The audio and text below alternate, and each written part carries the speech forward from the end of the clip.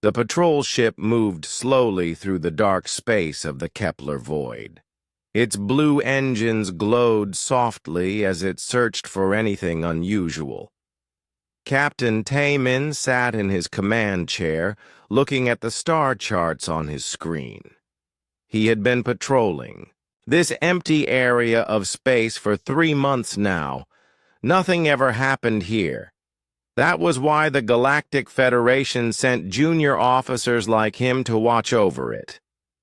"Captain, we have something on the sensors," said Lieutenant Wu Jin from the navigation station. His voice sounded excited, which was rare on these boring patrol missions. Taemin looked up from his reports. "What kind of something?" "A ship, sir. It appears to be drifting about 2 million kilometers away. No power signature, no life signs. Looks like it has been there for a very long time." The captain stood up and walked over to the main display screen. The image showed a dark shape against the stars. It was hard to see clearly from this distance, but it looked old, very old. "Can you tell what kind of ship it is?" Taemin asked. Wu Jin worked at his controls for a few moments. "The computer is having trouble identifying it, sir. The design does not match any known Federation or Empire vessels." "Wait." He paused as more information appeared on his screen. "Sir, the computer thinks it might be human." Taemin laughed. "Human? That's impossible. Humans have been extinct for over 300 years. Their ships were always weak and primitive anyway. They could barely leave their own solar system. Before they disappeared. The scan results are pretty clear, sir. The metal composition and energy residue patterns match what we know about old human technology." The captain shook his head. "Even if it is human, it's worthless. Human ships were never any good. They used basic fusion engines and simple steel hulls. Nothing worth our time." Dr. Sora, the ship's science officer, looked up from her station. She had been quiet during the conversation, but now her eyes were bright with curiosity. "Captain, if this really is a human vessel, it could be very valuable for research. We know so little about their civilization. This could help us understand what happened to them." Taemin waved his hand dismissively. "Dr. Sora, humans were one of the weakest species in the galaxy. They lasted maybe 2,000 years before they went extinct. Compare that to the Altarians, who have been around for 50,000 years, or the Vorthak Empire, which has conquered half the galaxy. Humans were nothing special." "But, sir," Sora continued, "every species has something to teach us. Even the weakest civilizations sometimes develop interesting solutions to problems. And this ship has been drifting out here for centuries. How has it stayed in one piece? Most derelict ships break apart after a few decades in space." The captain looked at the image again. The ship did look remarkably intact for something that old. Most ancient wrecks they found were barely holding together. This one looked like it could have been abandoned yesterday. "Fine," Taemin said after a moment. "We'll take a closer look. But I'm not wasting more than an hour on this. We have real patrol duties to complete." The ship moved closer to the derelict vessel. As they approached, more details became visible on the screen. The human ship was much larger than it had first appeared. It was easily 800 meters long, with a design unlike anything in current Federation records. The hull was a dark gray color and seemed to absorb light rather than reflected. "That's strange," said Wu Jin. "I'm not getting any detailed readings from our scanners. It's like the ship is blocking our sensors somehow." "Probably just old human technology interfering with our equipment," Taemin replied. "Their ships were always poorly designed." Dr. So-Ra was studying her own readings carefully.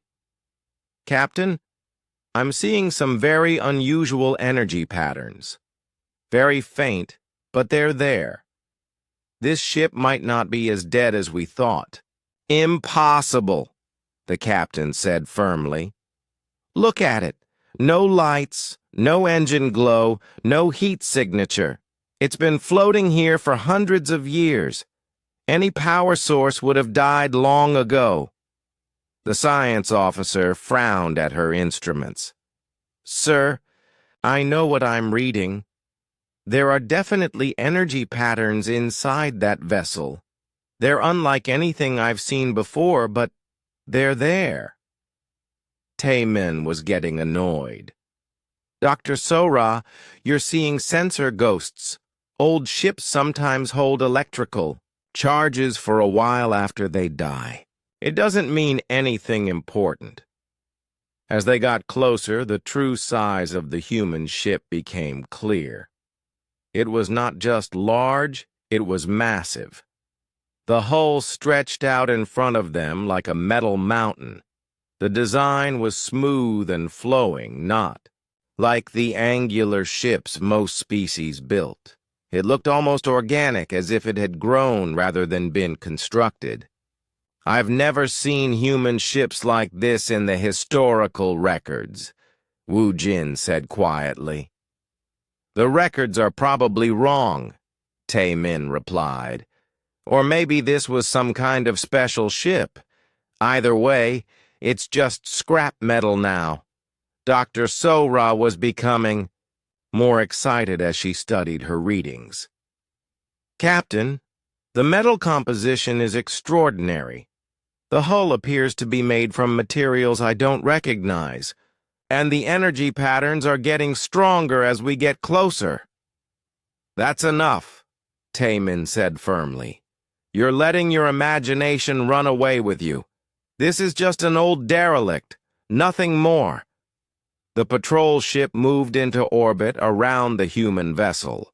From this close distance, they could see every detail of its construction. The hull was covered in strange markings that might have been writing or decorative patterns. There were no obvious weapons or engine ports visible. "It's beautiful," So-Ra whispered. "Look at the craftsmanship. Every line and curve seems perfect." Taemin looked at the ship with less enthusiasm. To him, it just looked old and useless. "Beauty doesn't matter in space combat, Doctor. What matters is firepower and armor. This thing probably couldn't have fought off a single Federation patrol boat." "Perhaps," So-Ra said. "But there's something about this ship that feels different. Important." The captain checked his chronometer. They had been studying the derelict for 30 minutes already. "All right, we've seen enough. Log the position and composition data for the archaeological department. Maybe they'll want to send a proper research team later. For now, we need to continue our patrol." "Sir," Wu Jin said suddenly, "I'm picking up a transmission from the edge of the system. It's a Vorthak signature." Taemin's expression changed immediately. The Vorthak Empire was known for its aggressive expansion and brutal treatment of other species. If they were coming to this system, it meant trouble. "How many ships?" he asked. "The signature is very strong, sir. It's probably their main battle fleet." The captain looked back at the human derelict one last time. "Well, that settles it. We need to report this to Federation Command immediately. A Vorthak fleet in Federation space is a serious threat. As the patrol ship powered up its engines and prepared to leave, Dr. Sora continued to study the readings from the ancient human vessel. Something about it bothered her, but she couldn't figure out what. The energy patterns were definitely there, and they seemed to be getting stronger. But the captain was right about one thing.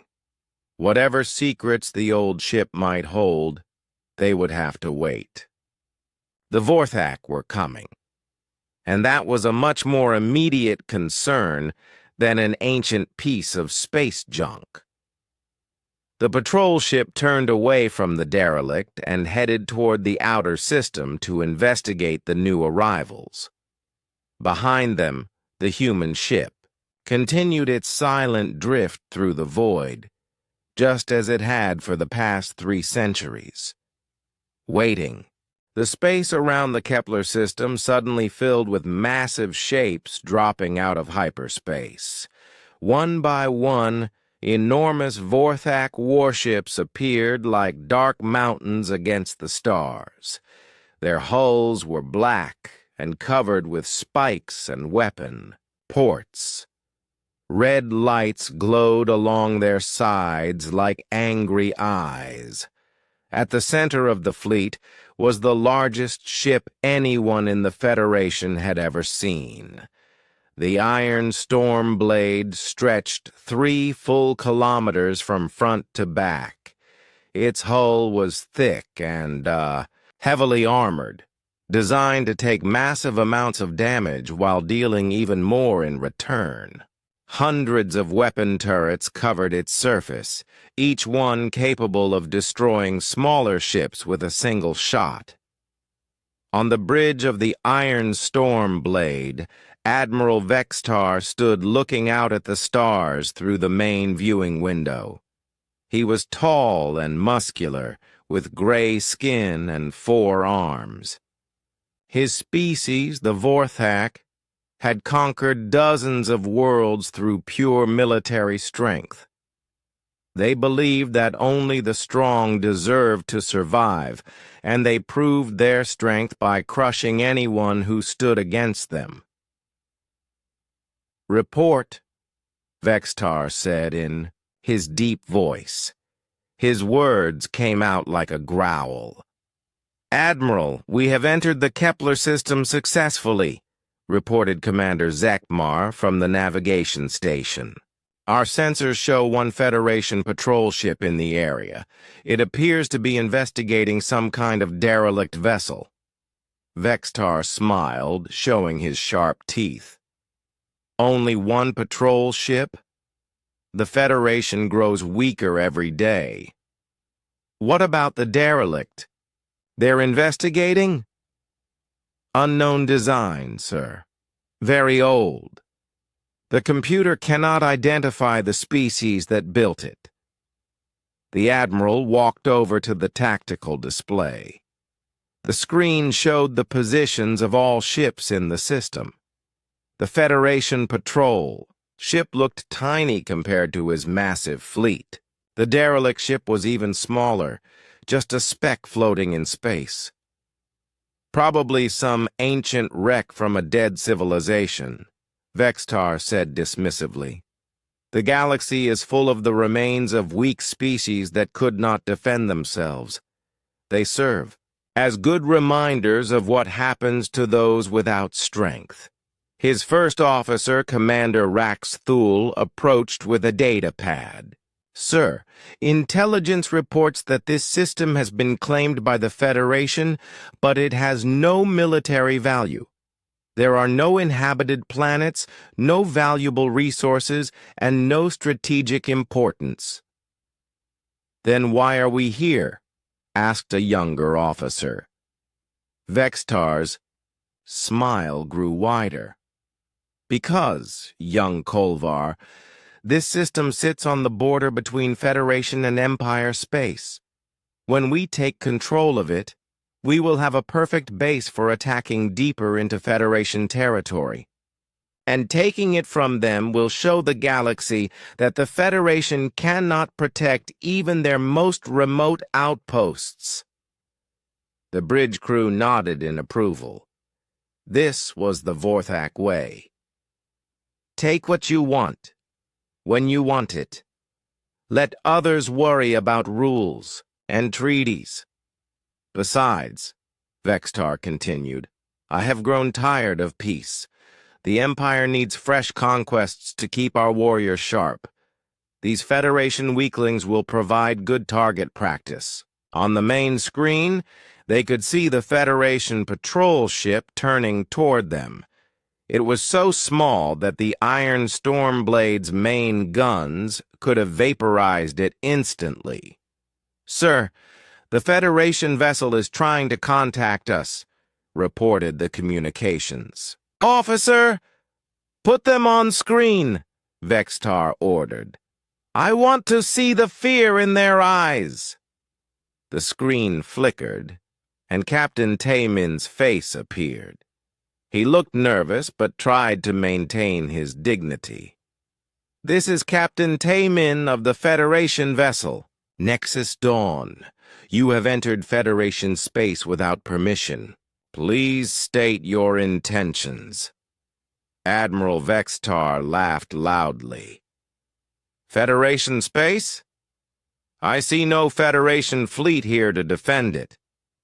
I see only one tiny patrol ship that could not fight off a cargo hauler.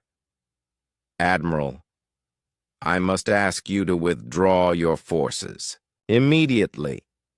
This system is under Federation protection, and your presence here violates several treaties. Treaties? Vextar's expression became dangerous. Treaties are made by the weak to protect themselves from the strong. The Vorthak Empire recognizes only one law, the right of conquest. This system now belongs to us. Captain Taemin tried to stay calm. Sir, if you do not withdraw, I will be forced to report this incident to Federation Command. This could mean war between our peoples. The Admiral's forearms spread wide in a mocking gesture. War? With what? Your entire Federation fleet could not stand against the Iron Stormblade alone, much less our full battle group. You have no power here, little captain. Behind Vextar, his officers were studying their tactical displays. The Federation ship was armed, but its weapons were tiny compared to what the Vorthak carried. It would be like a mouse trying to fight a tiger. Sir, Commander Zekmar said quietly, shall we destroy the Federation vessel now? Vextar considered this for a moment. No, let them run back to their masters with news of our arrival. Fear is a powerful weapon, and I want the Federation to know what is coming for them. He turned back to the screen. Captain Taemin, you have 1 hour to leave this system. Take your little ship and run home. Tell your superiors that Admiral Vextar has claimed this territory for the Empire. If any Federation vessels return here, they will be destroyed without warning. I cannot abandon my post, Taemin replied, though his voice shook slightly. Then you will die here, Vextar said simply. Your choice. The Admiral gestured to his communications officer who cut the transmission. Captain Taemin's worried face disappeared from the screen. Sir, said Commander Raxthul, what about the derelict ship they were investigating? Vextar glanced at the tactical display. The ancient vessel was still floating where they had first detected it. What about it? It's just space junk. Probably the remains of some primitive species that died out long ago. Should we investigate it? The Admiral shook his head. Waste of time. Dead civilizations have nothing to offer the living. Focus on the Federation ship. If they do not leave, within the hour, we will use them for target practice. As the minutes passed, the crew of the Iron Stormblade watched the Federation vessel carefully. It had stopped moving and seemed to be holding position near the derelict. Either the captain was very brave or very stupid. 30 minutes remaining, reported the tactical officer. Vexatar was becoming impatient. He had hoped the Federation captain would run immediately. A good chase would have been entertaining for his crew. Instead, the little ship just sat there, like it was waiting for something. "Sir, the Federation vessel is sending messages to the derelict," the communications officer announced. "Messages? To a dead ship?" Vextar frowned. "What kind of messages?" "Standard Federation identification codes and requests for response. They seem to think there might be someone alive on that wreck." The Admiral laughed again. "Fools. They're so desperate for help that they're trying to wake the dead. Let them waste their time. In 20 minutes, both ships will be space dust." But as he watched the tactical display, something caught his attention. The derelict ship, which had been completely dark and lifeless, now showed a faint energy reading. It was barely detectable, but it was definitely there. "Zekamar, are you seeing this?" he asked his commander. "Yes, sir. Very strange. The old ship seems to be warming up." Vextar stared at the display for a long moment. Then he shrugged. "Probably just their engines reacting to the Federation signals.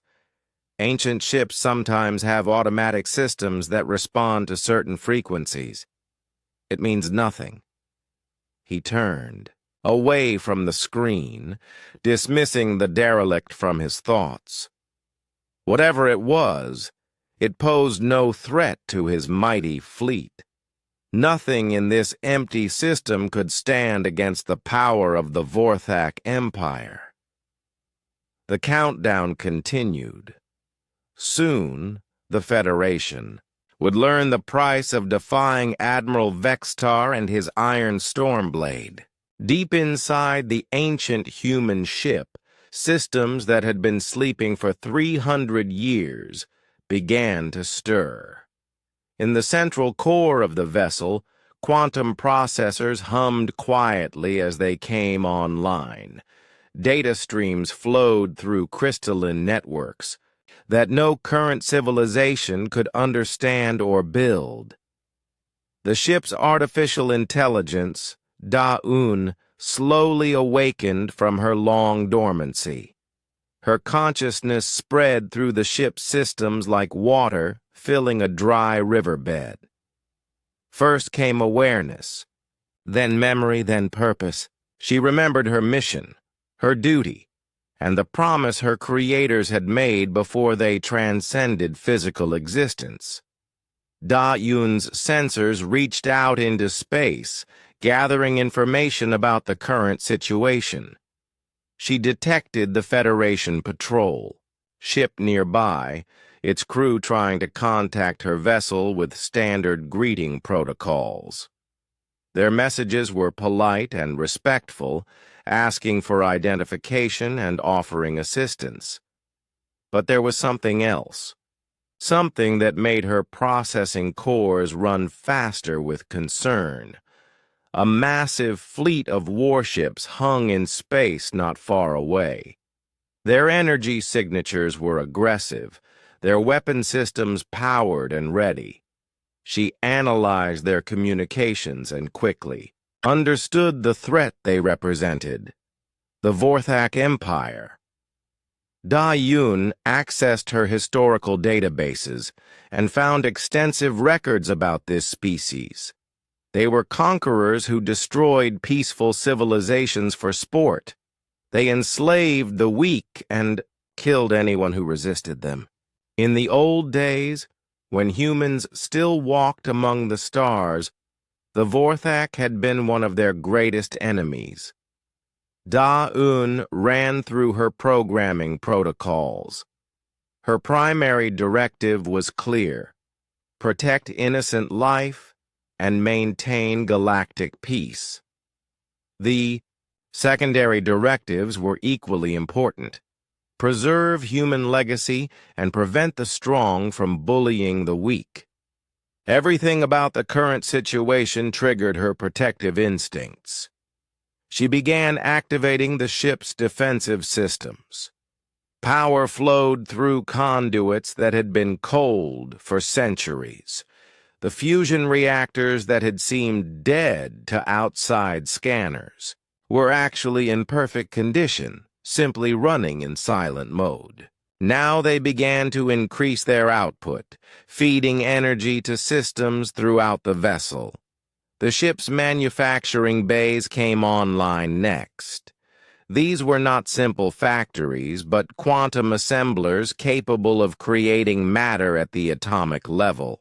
They began producing ammunition and spare parts according to specifications stored in the ship's memory banks. Weapons that existed only in theory for most galactic civilizations began to take shape in the assembly chambers. Da-Un also activated the ship's cloaking systems. This technology was far beyond anything the current galaxy possessed. It did not simply bend light around the ship or absorb radar signals. Instead, it shifted the vessel slightly out of phase with normal space-time, making it nearly impossible to detect even when active. For the past 300 years, Da-Un had been monitoring galactic communications through passive sensors. She had watched civilizations rise and fall, observed countless wars and conflicts, and carefully tracked the development of various species. She knew about every major government, every important military leader, and every significant technological advancement in known space. The humans had not simply disappeared as most species believed. They had evolved beyond the need for physical bodies and departed for higher dimensions of existence. But before they left, they had created guardians like Da-Un to watch over the younger races. The ancient ships were scattered throughout the galaxy, waiting and watching, ready to intervene when innocent lives were threatened. Da-Un established a connection with the ship's holographic systems. Deep in the command center, a figure began to materialize. Captain Ji-Ho appeared exactly as he had 3 centuries ago, when he had been the ship's human commander. His image was perfect in every detail, from his crisp uniform to the determined expression on his face. The AI also activated the personality matrices of other crew members who had served aboard the ship. Engineer Hyun-woo's voice patterns loaded into the communication systems. Dr. Min-ji's medical protocols came online in Narration, the sickbay. Pilot Subin's flight patterns were loaded into the navigation computers. Though the humans themselves had transcended, their knowledge and personalities lived on in the ship's memory banks. Da-Un monitored the communications between the Vorthak fleet and the Federation patrol ship. Admiral Vextar's threats were clear and brutal. He intended to claim this system by force and use it as a base for further attacks on Federation territory. The peaceful patrol crew had no chance against such overwhelming firepower. The AI ran probability calculations. If the Vorthak were allowed to establish a foothold here, they would likely launch attacks on nearby Federation colonies within months. Millions of innocent beings would die or be enslaved. The ripple effects would destabilize the entire region and lead to decades of war. Her decision matrix was clear. Intervention was necessary. Daeun began charging the ship's weapon systems. The main cannon was unlike anything in current galactic arsenals. It manipulated the fundamental forces of space-time itself, capable of precision strikes that could disable enemy systems without harming crew members, or devastating attacks that could unmake matter at the quantum level. The secondary weapons were equally advanced. Plasma projectors that could slice through any known armor. Gravity bombs that could crush entire fleets. Energy shields that could absorb the output of entire stars. All of this technology had been developed during humanity's final years when they had pushed the boundaries of physics to their absolute limits. As the weapon systems came online, Daeun felt a familiar weight of responsibility. Each of these weapons could destroy planets or reshape solar systems. The power to create and destroy on such a scale required wisdom that went beyond simple programming. That was why the humans had created the Guardian AIs with such sophisticated, ethical subroutines. The ship's sensors detected increased activity from the Vorthak fleet. They were moving into attack formations, preparing to make good on their threats against the Federation patrol ship. Admiral Vextar's ultimatum would expire in just a few minutes. Daeun made her final preparations. The ship's communication systems were ready to broadcast on all frequencies. The holographic projectors would present Captain Jiho's image to both fleets simultaneously. The weapon systems were charged and targeted. The cloaking field was prepared to deactivate on her command. She reviewed the protocols one final time. First, she would attempt peaceful resolution through demonstration of superior capability. If that failed, she would use minimum necessary, forced to neutralize the threat while preserving as many lives as possible. Only if all other options were exhausted would she resort to maximum force. The AI felt a strange emotion that her creators had programmed into her consciousness. It was something like sadness, mixed with determination. She had hoped to continue her quiet vigil without the need for violence. For 3 centuries, her mere presence had been enough to deter most conflicts in this region of space. Pirates and raiders had learned to avoid areas where the ghost ships were rumored to patrol. But the Vorthak were different. They respected only strength and understood only force. Words and warnings would not be enough to stop them. They would have to be shown that some powers in the galaxy were beyond their ability to challenge. Daeun opened communication channels to both fleets. The time for hiding was over. The ancient guardian would reveal herself and remind the galaxy why humans had been feared and respected in the old days. Even in death, humanity would protect the innocent. The ship's systems reached full readiness. All that remained was to decloak and announce her presence. The Vorthak were about to learn that some enemies were far more dangerous than they appeared. The space around the ancient ship suddenly shimmered like water. What had appeared to be empty darkness began to change. The old human vessel materialized as if it was stepping out from behind an invisible curtain. Both the Federation patrol ship and the massive Vorthak fleet watched in amazement as the derelict revealed its true form. The ship was enormous, much larger than anyone had realized.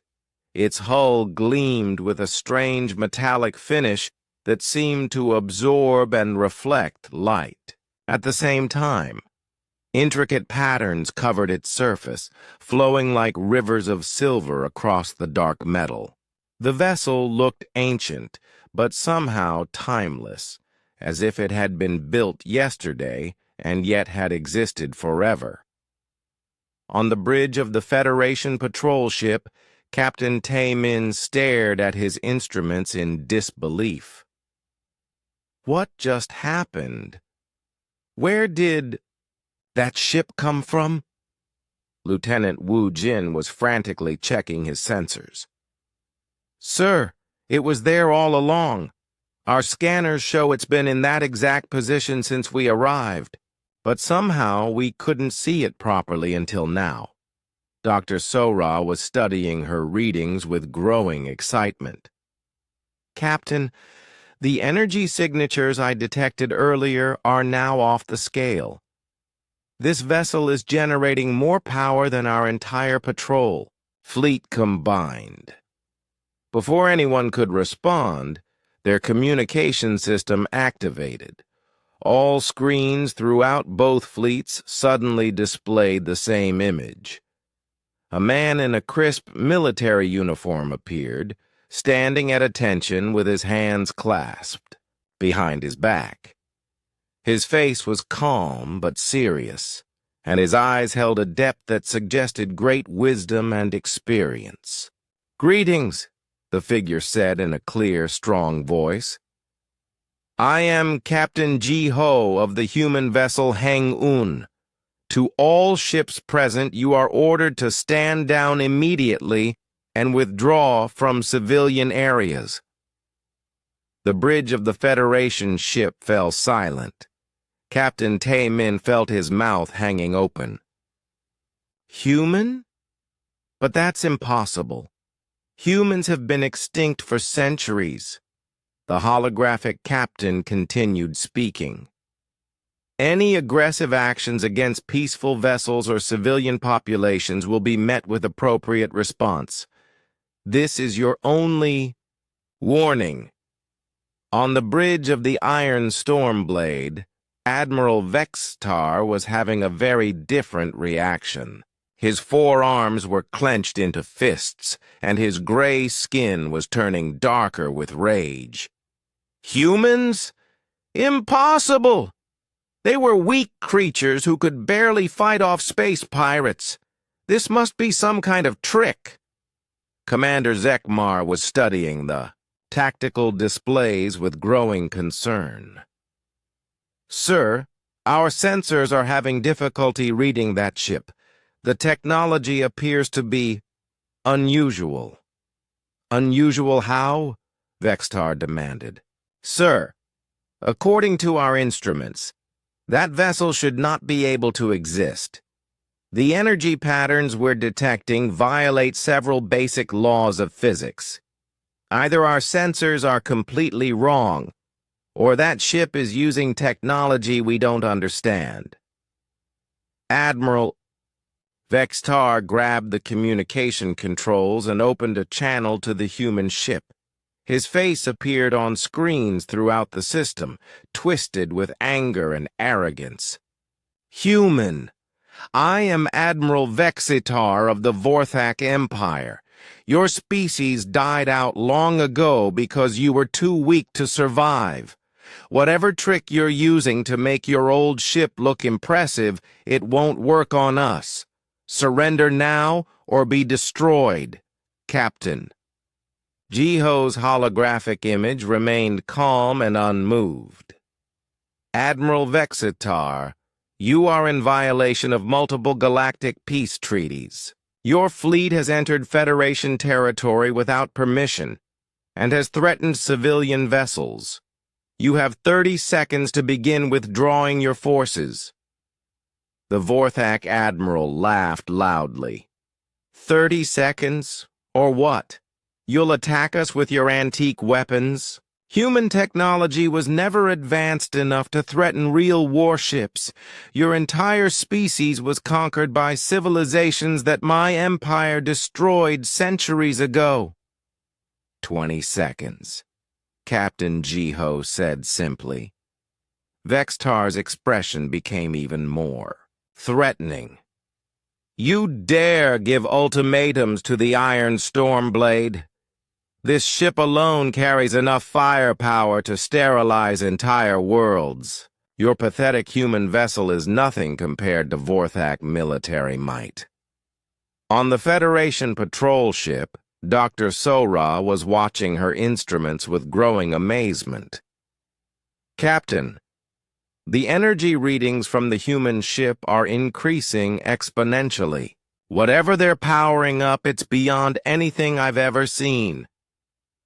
Captain Taemin was torn between hope and disbelief. Can they really stand up to the Vorthak fleet? That's the Iron Stormblade out there. It's one of the most powerful ships in the galaxy. 10 seconds, Captain Jiho announced. Admiral Vextar's patience finally snapped. Enough of this nonsense. All ships, target that human wreck and blast it to pieces. Show them what happens when primitives try to threaten their betters. The Vorthak fleet began to move into attack formation. Massive weapon turrets swiveled toward the human ship. Energy. Readings spiked as the Empire's most powerful guns prepared to fire. The Iron Stormblade alone had enough weapons to destroy a small moon. 5 seconds, the human captain said calmly. Fire! Admiral Vextar shouted. But before the Vorthak weapons could discharge, something extraordinary happened. The human ship's hull began to glow with a soft blue light. The patterns carved into its surface started to pulse like a heartbeat. Then, without any visible weapon ports or obvious energy beams, something reached out from the ancient vessel toward the Iron Stormblade. Space itself seemed to bend and twist around the Vorthak flagship. Reality rippled like water around the massive warship. And then, in an instant that defied all understanding of physics, every weapon on the starboard side of the Iron Stormblade simply stopped working. The massive plasma cannons that could melt through asteroid belts went dark. The antimatter torpedoes that could crack planet cores became inert. The gravity projectors that could crush space stations powered down. Hundreds of weapons that had terrorized dozens of worlds fell silent, not destroyed but somehow turned off at the most fundamental level. Admiral Vextar stared at his tactical displays in shock. What happened? Report! Sir, Commander Zekmar said in a shaking voice, all starboard weapons are offline. Engineering reports that the systems are completely dead. No power, no response, no explanation. How is that possible? Unknown, sir. Our engineers have never seen anything like it.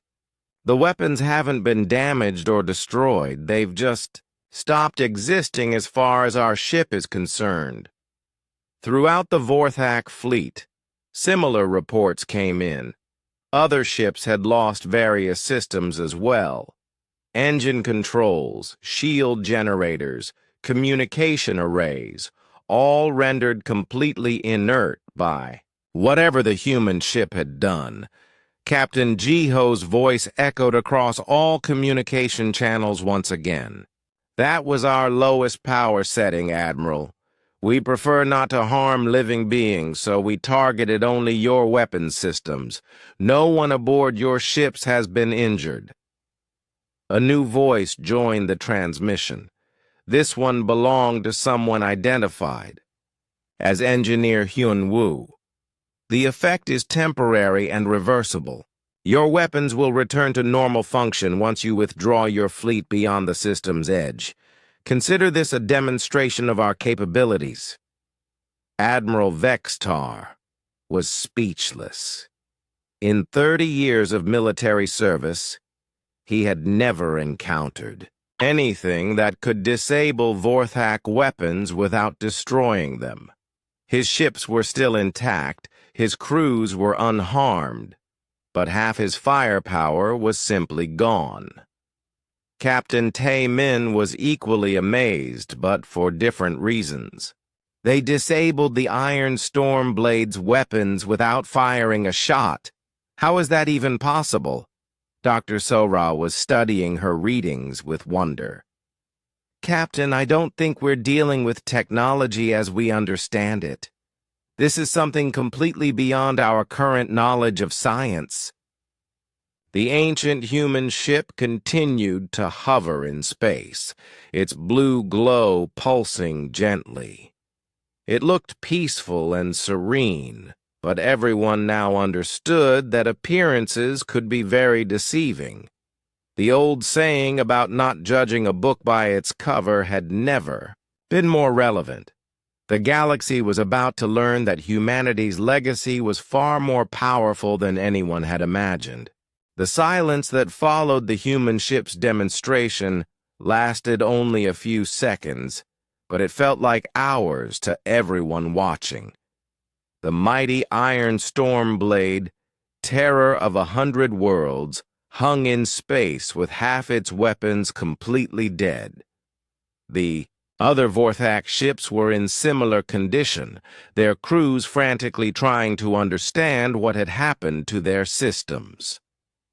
Admiral Vextar stood on his bridge, staring at the tactical displays that showed weapon after weapon marked as non-functional. His gray skin had turned almost black with rage, and his 4 hands were clenched so tightly that his claws were cutting into his palms. "This is impossible," he growled. "No ship can do what that human vessel just did. Our weapons are the most advanced in the galaxy. They cannot simply be turned off like lights in a room." Commander Zekmar was reading reports from engineering teams throughout the fleet. "Sir, our technicians cannot find anything wrong with the disabled systems. All components appear to be in perfect condition. The weapons just refuse to respond to any commands." "Then fix them!" Vexitar roared. "Sir, we don't know how. The engineers say it's like the weapons have forgotten how to be weapons. The antimatter containment fields are stable, but they won't form projectiles. The plasma generators are producing energy, but they won't focus it into beams. Everything works except the actual shooting." Admiral Vextar's pride could not accept what had happened. In his entire military career, he had never encountered an enemy that could disable Vorthak technology without destroying it. The very idea that humans could possess such capabilities was unthinkable. Humans were weak. Humans were extinct. Humans had never been a real threat to anyone. "All ships," he commanded through the fleet communication system, "prepare for full assault. Use whatever weapons still function. Ramming speed if necessary.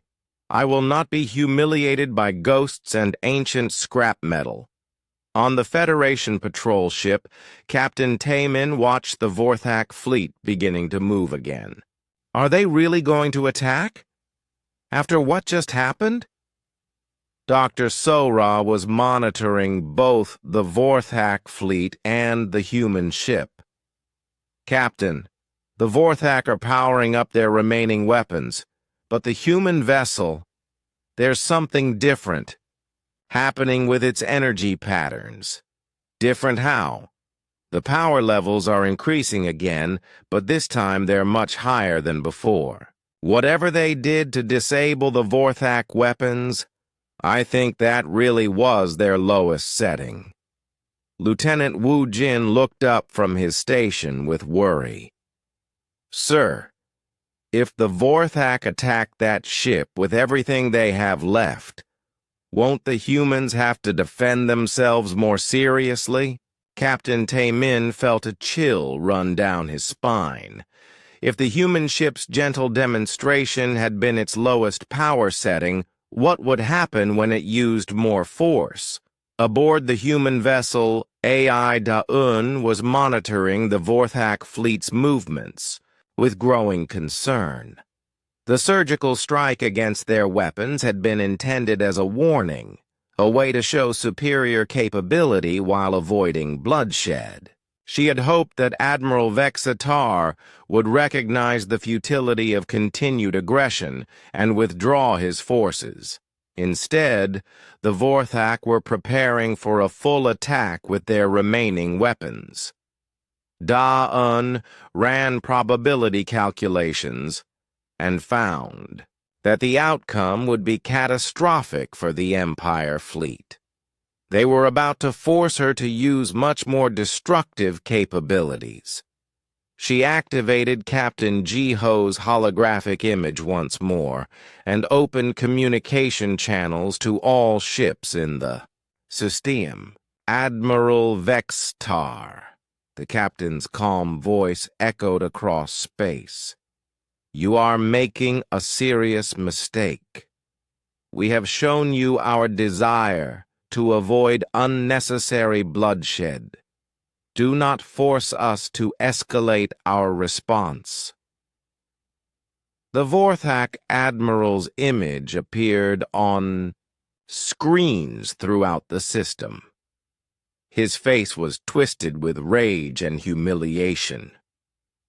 Human ghost, your tricks will not save you from the might of the Empire. We have dozens of ships and thousands of weapons still functional. You cannot stop us all. Admiral, Captain Jiho replied sadly, you do not understand what you are facing. Our technology is not based on the same principles as yours. We do not wish to harm your crews, but we will defend innocent life. Innocent life? Vexatar laughed, bitterly. The strong take what they need from the weak. That is the law of the universe. Your species died because you were too weak to follow that law. Engineer Hyunwoo's voice joined the transmission. Admiral, our species did not die. We evolved beyond the need for physical existence. We left these ships behind to protect those who cannot protect themselves. Lies, Vextar shouted. Evolution is about becoming stronger, more capable of conquest, not about becoming weak and hiding among the stars. The human voices spoke together now, Captain Jiho and Engineer Hyunwoo, and others whose personalities lived on in the ship's memory banks. Admiral, strength is not measured by the ability to destroy. True strength is the wisdom to know when not to fight, and the power to protect those who cannot protect themselves. Admiral Vexatar had heard enough. All ships, attack formation. Converge on the human vessel and destroy it. Use every weapon we have left. The iron Stormblade began moving forward, its massive bulk accelerating toward the human ship.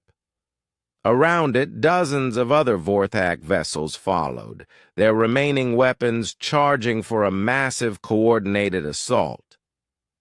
Plasma cannons that could melt asteroids locked onto their target, antimatter torpedoes that could crack moons loaded into their launch tubes, gravity bombs that could crush space stations powered up their containment fields.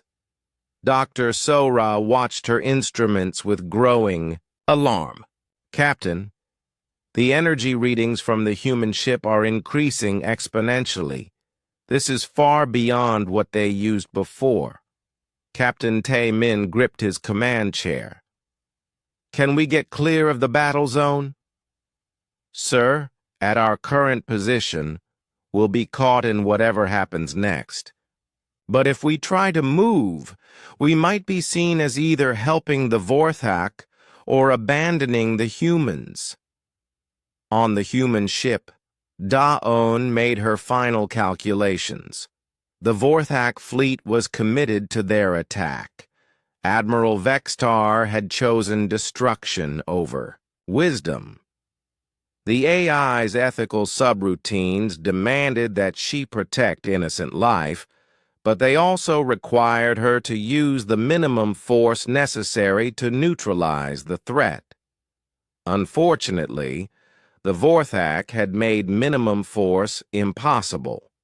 The ancient ship's hull began to glow brighter. The patterns carved into its surface pulsed faster, like a heartbeat under stress. Deep within the vessel, systems that had never been used in actual combat began to activate. Weapons that existed at the very edge of physical possibility charged, with energies that could reshape matter itself. Final warning, Captain Jiho's voice echoed across the system. Withdraw immediately or face the consequences. Admiral Vextar's response was to order his fleet to fire everything they had. Hundreds of weapons discharged simultaneously. Plasma beams hot enough to vaporize mountains lanced through space toward the human ship. Antimatter torpedoes that could destroy cities streaked across the void. Gravity bombs that could compress matter into neutron-dense spheres raced toward their target. It was the most devastating barrage ever unleashed by the Vorthak Empire. The combined firepower was enough to destroy most planets, and certainly enough to vaporize any known starship. The human vessel sat calmly in the center of the incoming storm, its blue glow steady and peaceful. Then, just as the weapons were about to impact, something extraordinary happened. Every single projectile, beam, and energy burst simply stopped existing. The space around the human ship shimmered like heat waves on a summer day. Where moments before there had been hundreds of deadly weapons racing toward their target, now there was nothing but empty void. The massive barrage that should have destroyed. Entire fleets had simply vanished, as if it had never existed at all. Admiral Vextar stared at his tactical displays in complete disbelief. Where did they go? What happened to our weapons fire? Commander Zekmar was frantically checking and rechecking his instruments. Sir, according to our sensors, the weapons simply stopped existing the moment they came within 1,000 kilometers of the human vessel. Not destroyed, not deflected, just gone.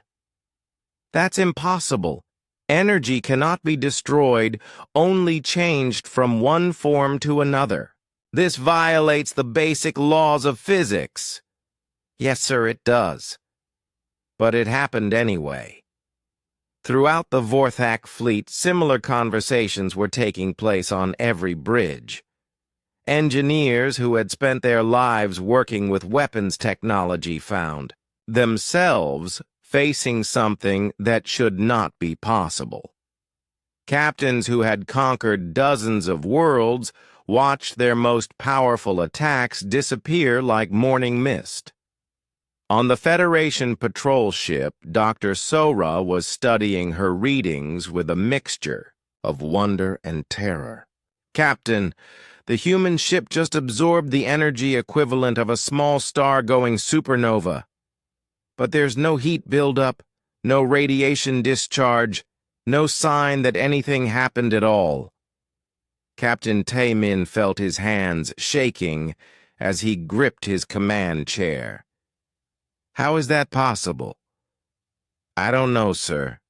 The energy readings suggest that whatever technology they're using operates on principles we haven't even discovered yet. It's like they're manipulating the fundamental forces of reality itself. Lieutenant Wu Jin looked up from his navigation, console with fear in his eyes. Captain, if they can do that to weapons fire, what else can they do? Before anyone could answer, the human ship's communication system activated again. Captain Ji Ho's holographic image appeared on every screen in the system, but now his expression was different. The calm politeness was gone, replaced by something much more serious and determined. "Admiral Vextar," the human captain said, his voice carrying a weight that seemed to press down on everyone who heard it. "You have now witnessed our defensive capabilities. Your weapons cannot harm us. Your ships cannot threaten us. You have one final opportunity to withdraw peacefully."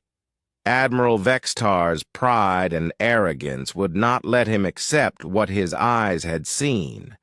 Tricks, illusions. No ship can simply make weapons disappear.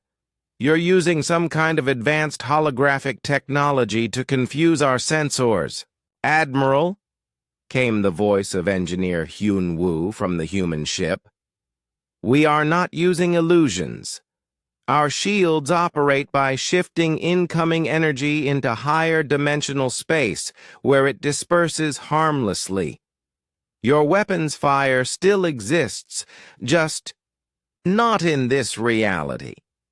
The Vorthak Admiral laughed, but there was a desperate edge to the sound. "Higher dimensional space. You expect me to believe in fairy tales? The Vorthak Empire deals in reality, not in impossible science fiction." A new voice joined the transmission from the human ship. This one belonged to someone identified as Dr. Min-ji. "Admiral, your species has mastery over 3 dimensions of space and 1 of time.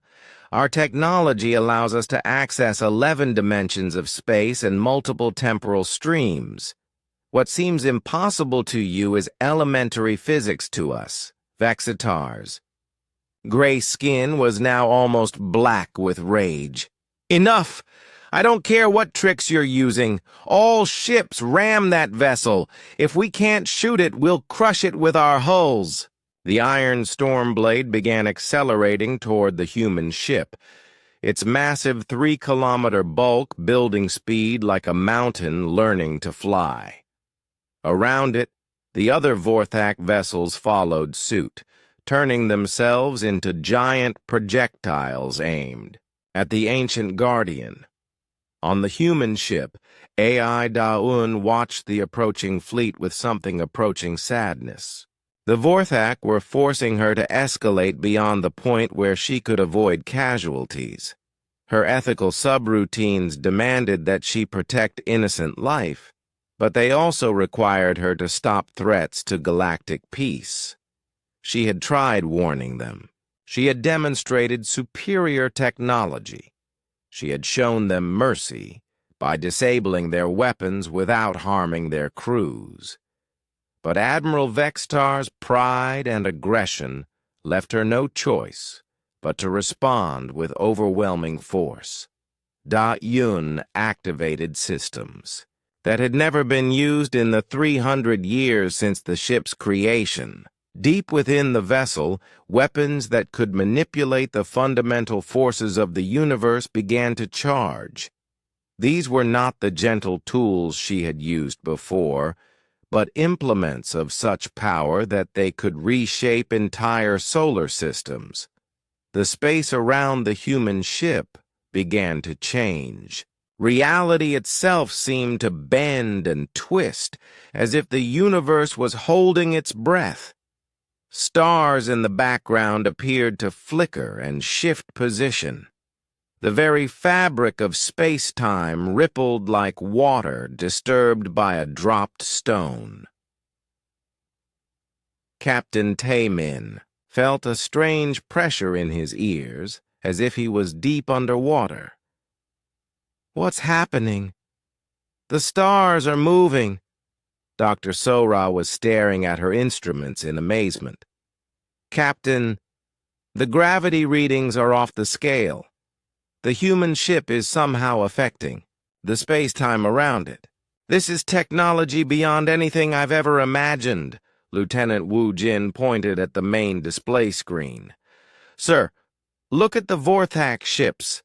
Something's happening to them. The mighty Iron Storm Blade, flagship of the Vorthak Empire, was slowing down despite its engines running at maximum power. Around it, the other ships in the fleet were experiencing the same effect. It was as if space itself was becoming thicker, more resistant to their movement. Admiral Vextar was screaming orders at his engineering crew. More power! Override all safety protocols! I want maximum thrust! Sir, came the reply from the engine. Room. We're already at 120% of rated capacity. The engines can't take much more. Then push them harder. I will not be stopped by human ghosts. But despite their efforts, the Vorthak ships continued to slow. The Iron Storm Blade, which had been racing toward the human vessel at tremendous speed, now moved as slowly as if it was flying through thick honey. The other ships were equally affected, their crews helpless to understand or counter what was happening to them. Captain Jiho's voice echoed across the system once more. Admiral, you are experiencing the effects of a localized gravity field. We are not harming your ships or crew, merely preventing you from completing a suicidal attack. Let us go! Vextar raged. Face us in honorable combat, Engineer Hyun Woo's voice responded. Admiral, there is no honor in suicide. Your ships would be destroyed instantly if they collided with our hull. We are protecting your crews from your poor judgment. Dr. Minji's voice added, Admiral, we estimate that 12,000 Vorthak personnel would die if we allowed your ramming attack to proceed. We will not permit such unnecessary loss of life. Admiral Vextar was beyond reason now. I don't care about casualties. Destroy that ship at any cost. The human voices spoke in unison. That is why you must be stopped. The gravity field around the Vorthak fleet suddenly intensified. The ships that had been moving slowly now stopped completely, held motionless in space by forces they could not comprehend or resist. Their engines strained against invisible bonds that might as well have been made of neutronium. The ancient human ship hung in space like a blue star, its hull pulsing with energies that painted the surrounding void in impossible colors. It had absorbed the most powerful attack the Vorthak Empire could deliver without even flickering. Now it held their entire fleet captive with casual ease. The galaxy was learning that some powers were beyond challenge. The mighty Iron Storm Blade hung motionless in space, held by invisible forces that no Vorthak engineer could understand. Admiral Vextar stood on his bridge, his forearms shaking with rage as he watched his proud fleet trapped like insects in amber.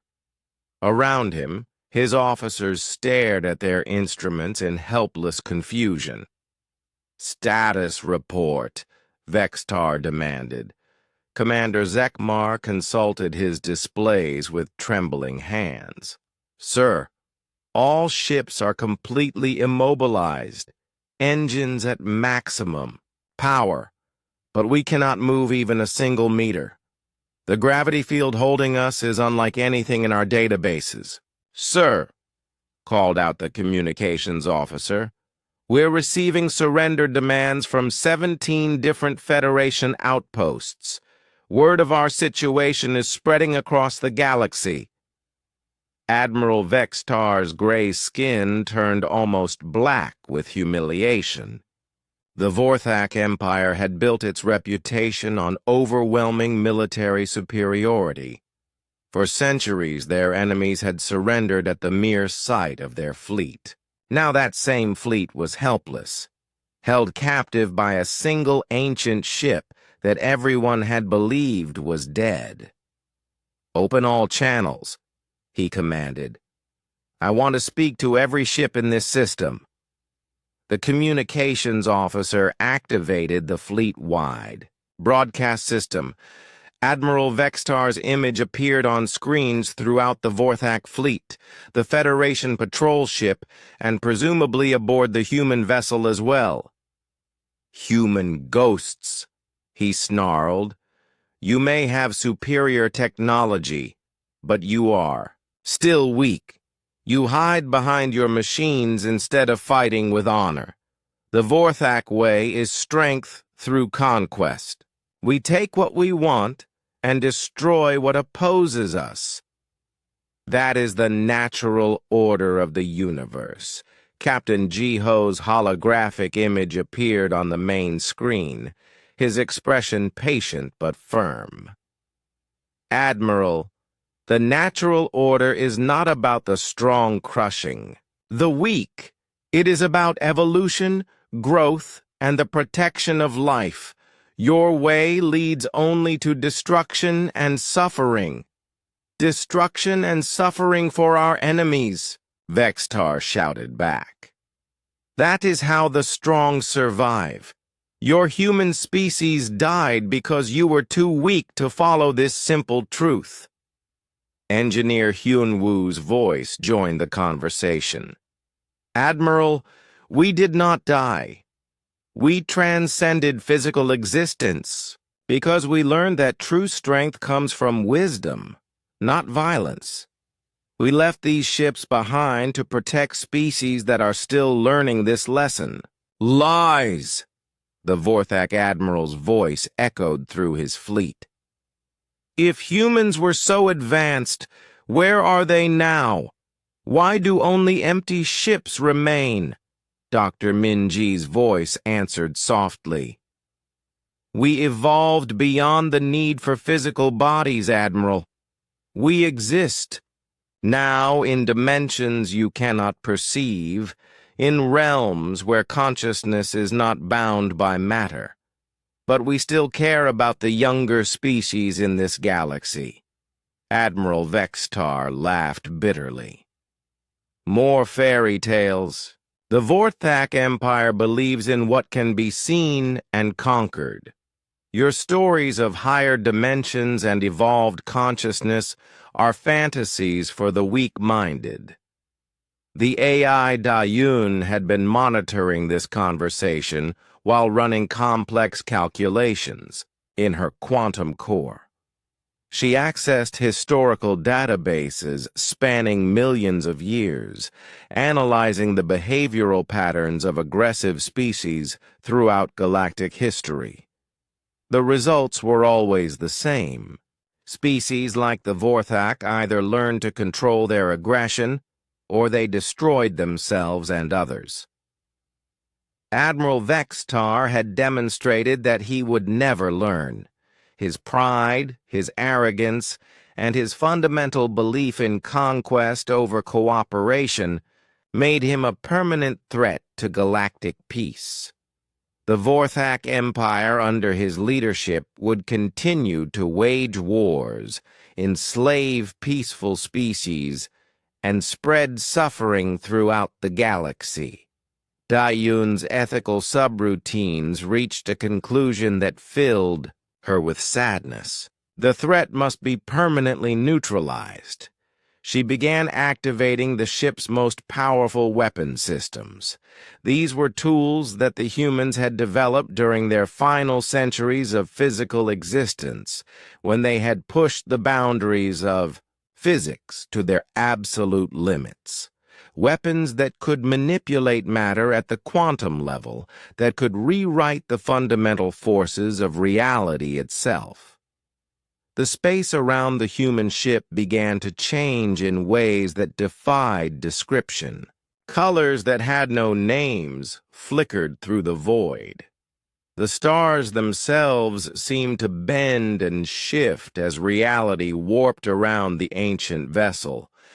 Energy readings that should have been impossible began registering on every sensor in the system. On the Federation patrol ship, Dr. Sora watched her instruments with growing alarm.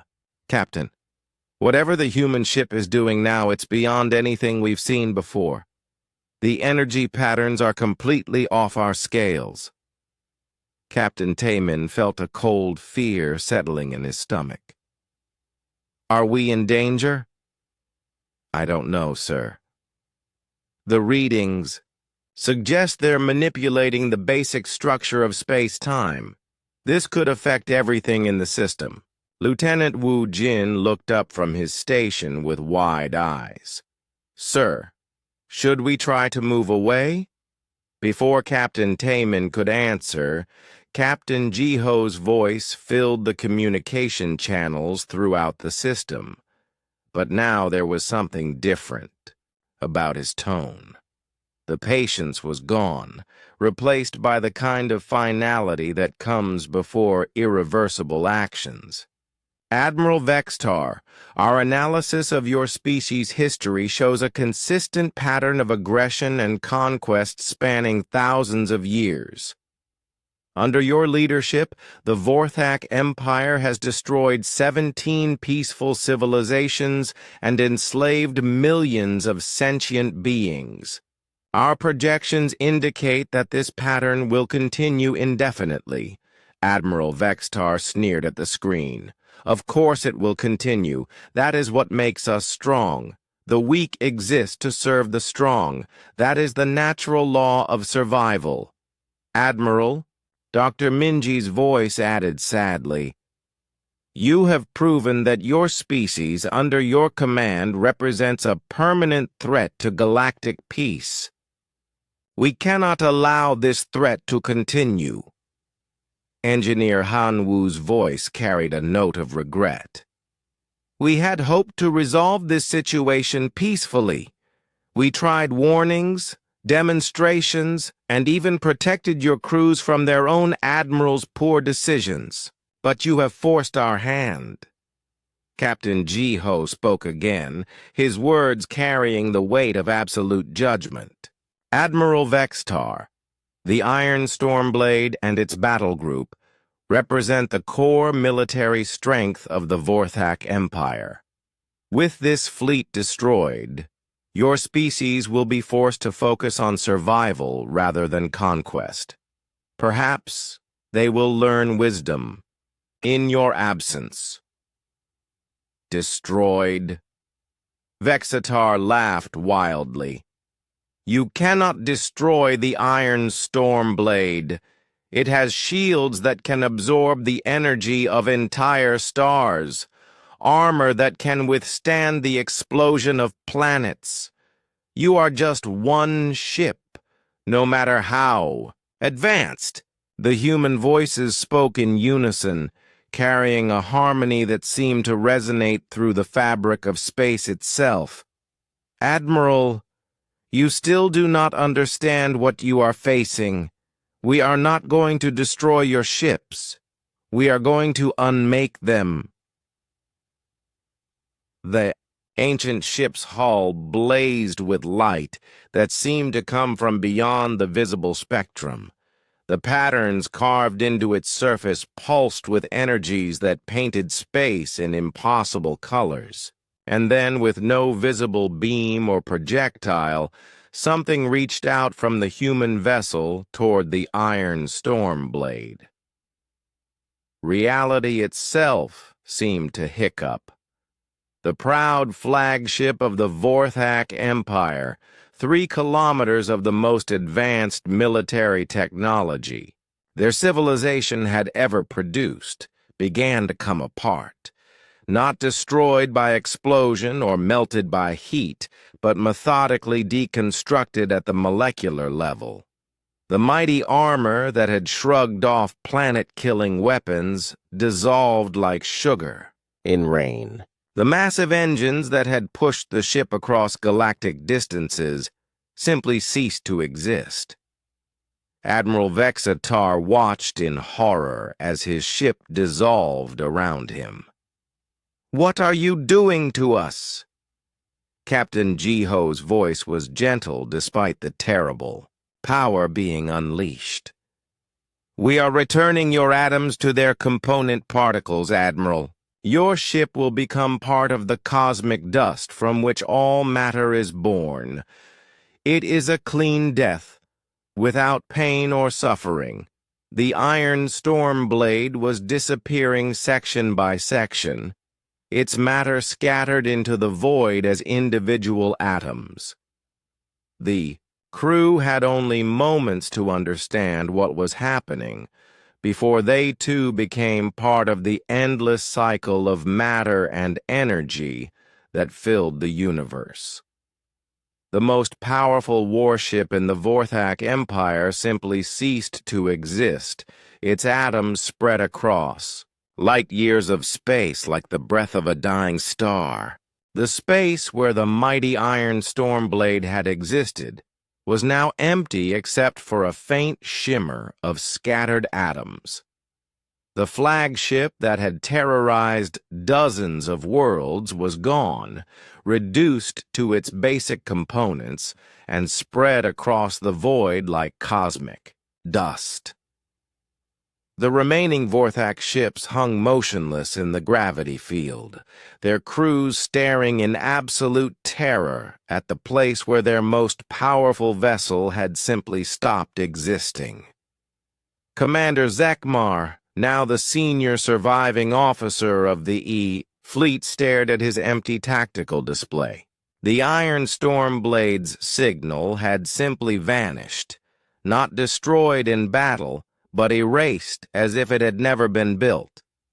His voice shook as he opened communication channels to the remaining ships. "All vessels, this is Commander Zekmar. Withdraw immediately. Do not engage the human ship. Repeat, do not engage. Return to Empire space and report what has happened here." The gravity field around the Vorthak fleet suddenly released them. Their ships, which had been held motionless by invisible forces, were now free to move. But instead of attacking or making threats, every single vessel turned and fled toward the edge of the system. Their crews had seen enough to understand that they were facing something beyond their ability to fight or even comprehend. As the defeated fleet disappeared into hyperspace, emergency broadcasts began transmitting on all frequencies. The surviving Vorthak officers were warning their entire civilization about the human ship. The messages were filled with terror and awe, describing weapons that could unmake matter itself and technology that violated every known law of physics. On the Federation patrol ship, Captain Taman sat in his command chair, still trying to process what he had witnessed. The most powerful military force in the galaxy had been defeated by a single ancient vessel that everyone had thought was dead. His entire understanding of galactic politics and military power had just been turned upside down. "Captain," Dr. So-Ra said quietly, "the human ship is trying to contact us." Taemin nodded slowly. "Put them through." Captain Jiho's holographic image appeared on the main screen, but now his expression was different, less formal and more approachable. The terrible demonstration of power was over, and he seemed almost sad about what had been necessary. "Captain Taemin," the human said, "I apologize that you had to witness such violence. We prefer to resolve conflicts peacefully, but Admiral Vextar left us no choice." "Violence?" Taemin found his voice at last. "You just destroyed the most powerful ship in the galaxy without firing a single weapon that we could detect. How is that even possible? Dr. Minji's voice joined the conversation. Captain, our technology operates on principles that your civilization has not yet discovered. We can manipulate matter and energy at the quantum level, allowing us to achieve effects that seem impossible by current galactic standards.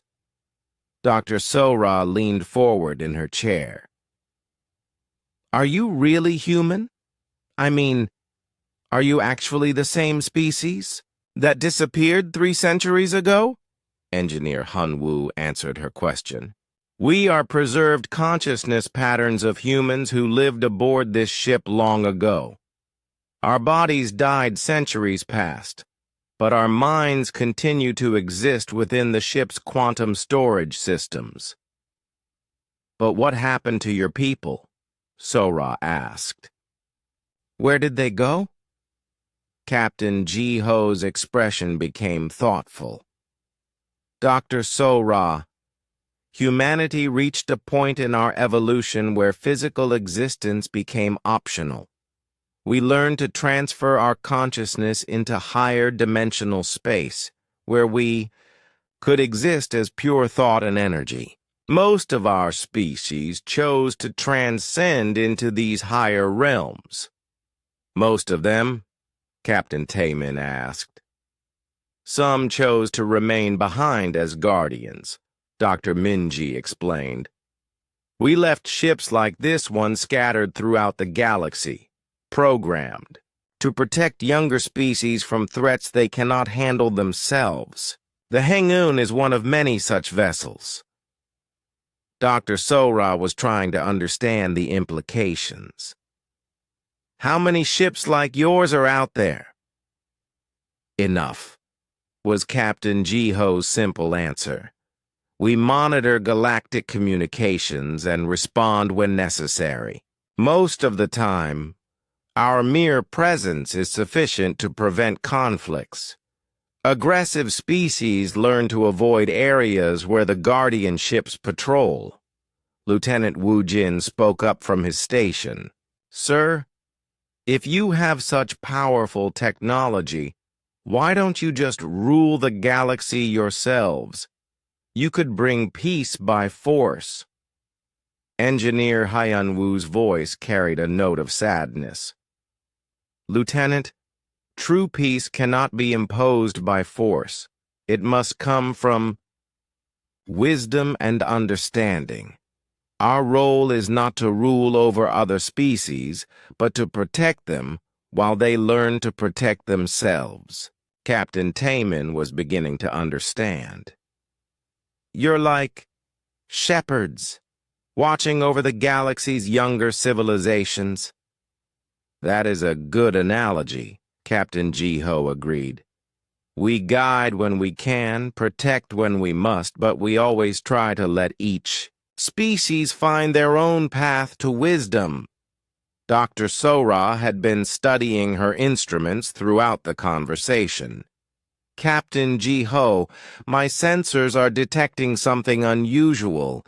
There are energy signatures similar to yours at various points throughout this sector of space. You are very observant, Dr. Sora, Dr. Minji said with what sounded like approval. There are indeed other Guardian ships in this region. We work together to maintain stability and peace. Have you been watching us? The Federation, I mean?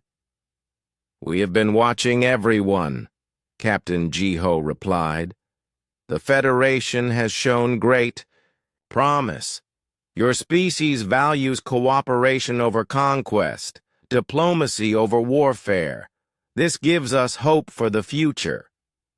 Captain Taemin felt a mix of humility and curiosity. What advice would you give us? How can we become more like you? Engineer Hyun-woo answered thoughtfully. Continue to value life over power, Captain.